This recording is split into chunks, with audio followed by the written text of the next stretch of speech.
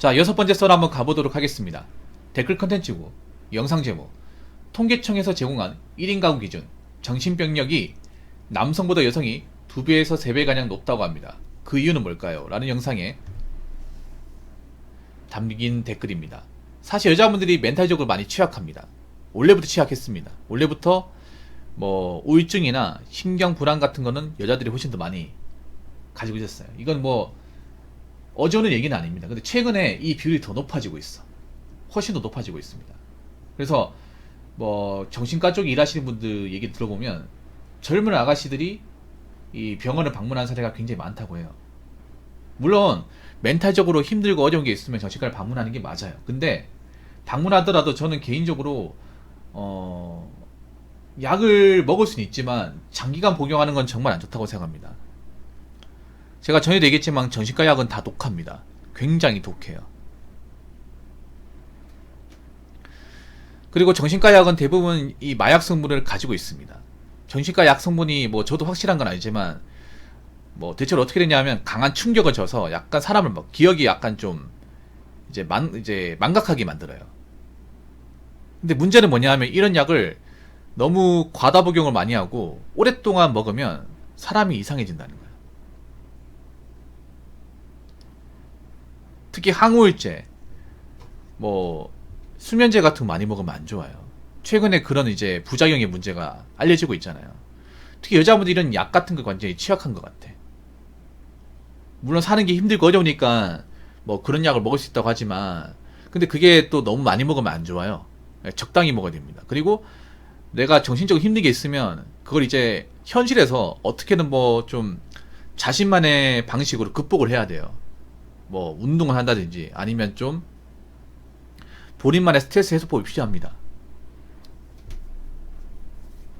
근데 요즘에 이런 정신과 약을 장기간 복용하신 분들이 점점 많아지고 있다고 합니다. 이건 절대 좋은 게 아니에요. 절대로 여자분들 잘 들으세요. 생각해서 얘기하는 겁니다. 뭐 병원 갈 수 있고 약은 먹을 수 있지만 장기간 복용하면 안 좋아요. 이게 남자도 마찬가지고. 이거 너무 많이 먹으면 일상생활을 못해. 내가 어떻게 돌발 행동을 할지 몰라요. 물론 사는 게 힘들고 어려우니까 여자분들이 지금 그런 이제 신경불안, 이제 정서불안, 우울증이 많아지는 이유는 아무래도 현생이 안 좋으니까 그런 거예요. 현생이. 현재 내가 사는 게 뭔가 불안하고 우울하고 힘드니까.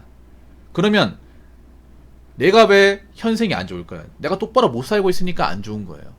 내가 열심히 살고 있지 않으니까. 그러면 어떻게 해결하겠습니까? 열심히 살아야겠죠. 열심히 살아야 됩니다. 돈을 모아야 돼. 그러니까 제가 봤을 때는 가진 거 없고 뭔가 좀 내세울 거 없고 해놓은 거 없는 분들이 멘탈적으로 안 좋아져요. 이건 남자나 여자나 마찬가지입니다. 남자도 보통 이제 일 안 하고 백수생활 오래 하면 멘탈적으로 안 좋아지죠. 그래서 뭐 히코모리 같은 생활 하잖아요. 그래서 일단 일은 해야 되고 그리고 일하면서도 계속 재정적으로 좀 플러스가 돼야 됩니다. 돈을 모아야 돼요. 요즘 여자분들 중에 돈을 모으지 않는 사람들이 많아요. 제가 봤을 때는 돈을 안 모으기 때문에 저는 멘탈적으로 약해진다고 생각합니다. 불안불안하니까. 신경불안은 그런 겁니다. 내가 이제 돈이 없으니까 나중에 돈 없으면 어떻게 살지? 그 불안이 있는 거야. 그래서 그렇게 되지 않으려면 내가 돈을 벌더라도 자꾸 사치품 같은 돈을 쓰는 게 아니라 미래를 도모해야 돼요. 난 여자분들 지금 문제가 뭐냐 하면 지금 보면 명품 가방 같은 데 돈을 써가지고 재정적인 어떤 준비가 안 돼 있어서 미래가 굉장히 암울하고 불안하신 분들이 많아요. 분명히 지금 보면 정신과 방문하신 분들 보면 명품백은 여러 개 가지고 있을 겁니다. 해외여행은 몇 번 갔다 왔고. 근데 참 웃긴 게 뭐냐 하면 그렇게 명품백을 많이 가지고 있고 해외여행을 많이 간다고 해서 멘탈이 좋아지는 게 아니라는 거지. 오히려 다 안 좋아진다는 거죠. 허영심만 강해지고. 그래서 제가 봤을 때는 겉으로 누구한테 잘 보이는 것보다 이 내적인 부분 좀 실속을 키우는 게 우선이라고 생각합니다. 물론 그렇게 사는 게 힘들긴 해요. 돈을 아끼고 산다는 거. 내가 사고 싶은 거 있는데 그 사고 싶은 것을 통제한다는 게 어렵긴 하지만 그래도 하다 보면 됩니다.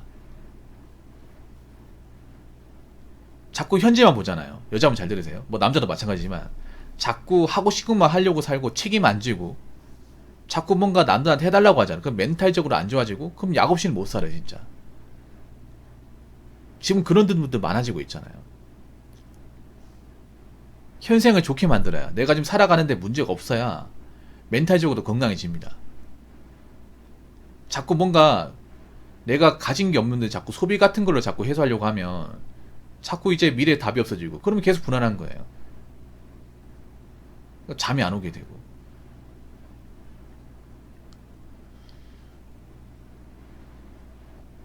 그러면 이제 진짜 뭐 마음이 불안하니까 약을 찾게 되고 그런 식으로 약을 먹게 되면 끊을 수가 없는 거야 이게. 그러면 더 내가 세상을 살기 어려워져요. 왜냐 내가 어떤 행동을 할지 모르니까. 그렇기 때문에 약을 장기간 복용하는 것도 안 좋고 그리고 내 인생의 문제는 현실을 찾아야 됩니다. 현실 극복을 해야 됩니다. 자꾸 뭔가 이런 약 같은 걸로 뭔가 의존하는 게 아니라 현실에 내가 잘못하고 있는 게 있으면 어떻게든 내 스스로 이제 문제점 파악을 해서 바꿔 나가야죠. 내가 만약에 돈을 많이 쓴다 하면 돈을 아껴 나가야죠. 마통이 있으면 갚아야죠. 약만 먹고 마통 그대로 둘 게 아니라.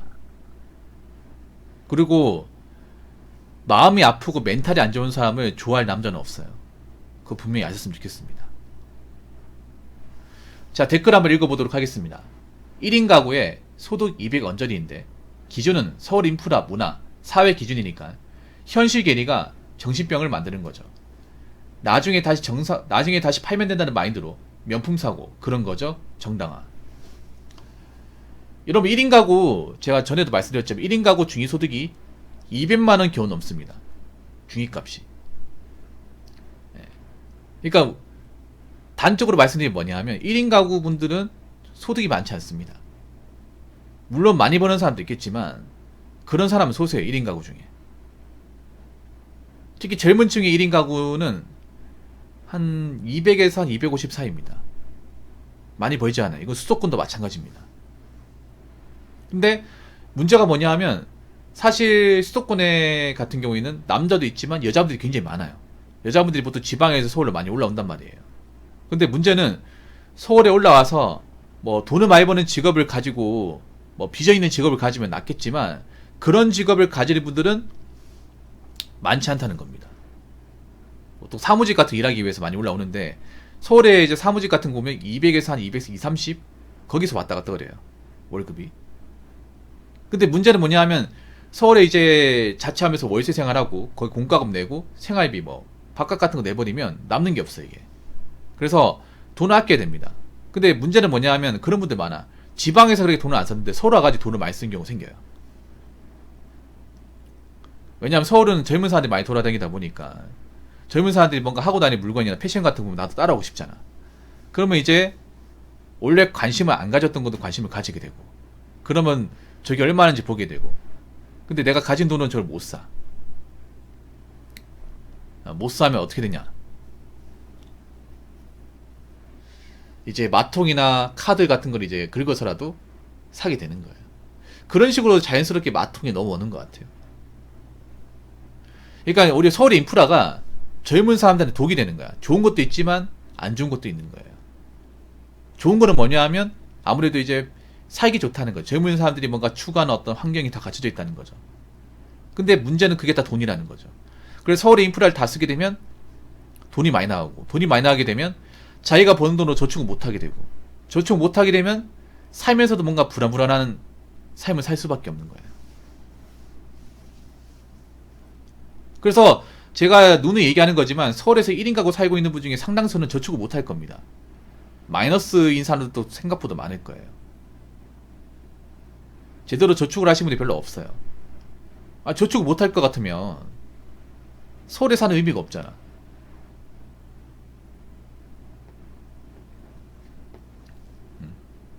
아니 생각해보세요. 그냥 서울에 살고만 있고 저축을 못하면 뭐 결혼도 못하는 건데 답이 없어지잖아요. 그럼 뭔가 성장이 안 되는 거잖아요. 사람이 자꾸 이제 직장 생활하고 이제 버티고 하면 돈이 모이고 환경이 나아져야 될 거 아니야. 처음에는 내가 원룸에 산다 치더라도 자꾸 뭔가 돈을 모아서 뭐 전셋집을 간다든가 아니면 투룸을 간다든가 그런 식으로 좀 주거 환경 늘려야 되잖아요. 그러면 뭔가 보람이 있잖아. 아, 내가 힘들게 살았지만 그래도 이 힘들게 살아서 이제 돈을 벌면서 모은 돈을 가지고 그래도 넓은 집에 가니까 아, 예전보다 수통이 트이네. 남의 눈치 안 봐도 되네. 아, 그래도 내 공간이 생겼네. 뭔가 뿌듯해하는 게 있잖아요. 근데 뭔가 내가 10년, 15년 살았는데 계속 월세고 계속 그 좁디 좁은 그 원룸에서 못 벗어난다고 하면 나중에 가서 굉장히 우울해질 것 같거든요. 아, 내가 그래도 직장을 다녔는데 그 고생하면서 다른 대가가 이거야? 왜 내가 처음 여기 왔을 때하고 지금하고 달라진 게 없지? 그래서 젊은 분들한테 얘기하고 싶은 게 서울 인프라 너무 좋아하지 마십시오. 그거 좋아하면 미래 없습니다. 돈 못 모아요. 그리고 서울은 앞으로 월세가 계속 비싸질 겁니다. 월세가 점점 비싸질 겁니다. 그리고 여자분들이 명품을 많이 사는데요. 명품을 많이 샀는데 지금 돈이 없어가지고 파시는 분도 많이 있거든요.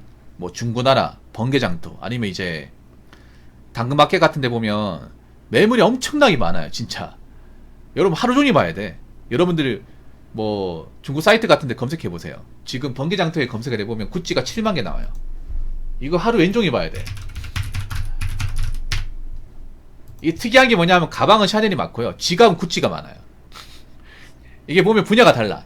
대부분 여자분들이, 남자분들 별로 없고 여자분들이. 샤넬은 대부분 가방이야. 가방 향수고요. 다 여자네 보니까. 팔뚝 보니까. 근데 안 팔려요. 웃기게 뭐냐 하면 안 팔려. 이렇게 매물이 많은데 막상 이제 거래까지 성사된 건 별로 없어요. 그리고 이게 보니까 감가가 심한 것 같아요. 감가가 엄청 심한 것 같아요. 분명히 여기서 자기가 샀을 때보다 비싸게 파는 사람 별로 없을 거예요. 근데 안 팔려 여러분. 이렇게 많이 내놨는데요. 와, 얼마나 많이 산 거야 도대체.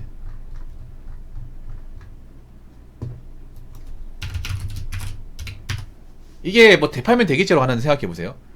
이 대팔아도 물건값 못 받습니다. 물건값 제대로. 예를 들어서 구찌 그 운동화 있거든. 여자들 많이 신는 거. 구찌 운동화 있거든요. 굽이 있는 운동화. 그게 얼마냐면 138만원이에요. 네, 138만원. 네, 그 출고가가 138만원입니다. 엄청 비싸죠 여러분. 근데 그거를 이제 구찌 운동화 치면 나오거든요. 이거 치면 얼마 파냐. 한 50만원 내외네요. 근데 이렇게 낮춰도 잘 안 팔려. 이게 재테크가 안 됩니다, 이게. 아, 여기 있네. 라이톤 운동화라고 있거든요. 39만원 파네. 예, 구찌 라이톤 운동화, 이게 여자분들이 굉장히 좋아해요. 남자도 좋아하지만. 이게, 팔 때는 거의 반값도 안 돼. 반값도 안 돼, 이게. 감가가 더 심하면 나이키도 이 정도는 아니거든요. 나이키도 그 팔릴 때 보면 거의 그 여러분 운동화 같은 거 보면 반값에 사가는 경우 없거든요. 보통은 이제 시중가보다 1, 2만원 뭐 그런 거 싸게 사는 거 사지 이렇게 뭐 반의 반값이나 뭐 3분의 1 가격으로 이제 팔린 경우 없어요. 근데 지금 이 명품 같은 거 보면 운동화 기준으로 보면 반값을 내놔도 안 팔려. 반값을 내놔도 떡락이 엄청 심합니다. 이게 무슨 재테크야.